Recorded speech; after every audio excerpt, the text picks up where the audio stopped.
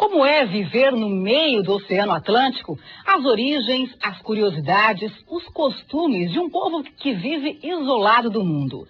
A RIC Record e o Jornal Notícias do Dia trazem essa semana um retrato das Ilhas dos Açores em Portugal. A partir de hoje, no RIC Notícias, você vai acompanhar a série de reportagens As 9 Pérolas do Atlântico. Os repórteres Alexandre Mendonça e Jair Correia vão mostrar as origens da colonização açoriana em Santa Catarina. Na primeira reportagem, uma parada na capital portuguesa para conhecer os catarinenses que levaram um pouco da nossa cultura para a Europa.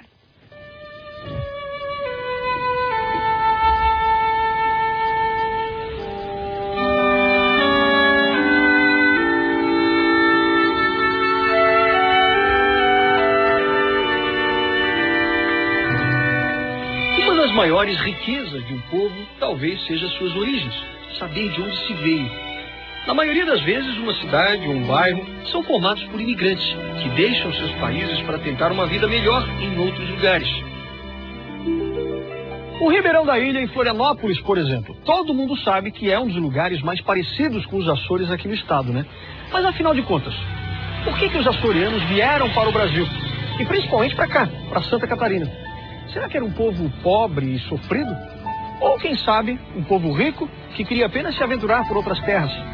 Bom, a partir de hoje, aqui no RIC Notícias, você vai descobrir tudo isso. E ainda, como é viver nas Ilhas dos Açores, as 9 Pérolas do Atlântico.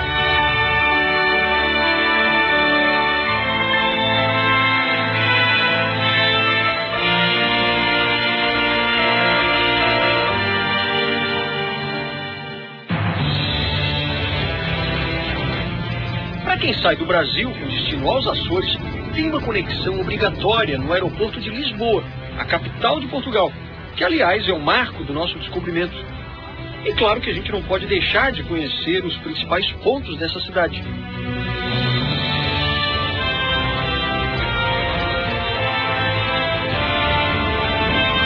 E nós estamos justamente na frente da Torre de Belém, que é um dos pontos turísticos mais procurados pelos brasileiros que vêm até Lisboa, porque foi a partir daqui, na frente desse castelo, que a caravela de Pedro Álvares Cabral saiu navegando aqui pelo Rio Tejo para alcançar o Oceano Atlântico e descobrir o Brasil em 1500. O monumento é todo decorado com o brasão de armas de Portugal e também com inscrições de cruzes da Ordem de Cristo.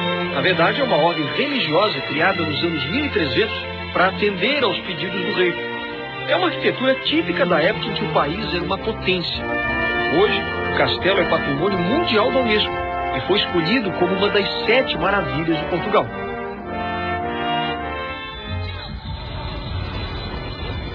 E é nesse cenário histórico de Portugal que a música brasileira ganha força. O senhor gosta de ouvir um sambinha aqui, então? Gosto bastante de ouvir música do Brasil. Eu gosto da alegria da música, gosto de ouvir a tabaca, é disso que eu gosto. Não é à toa que um grupo de catarinenses faz sucesso entre os portugueses.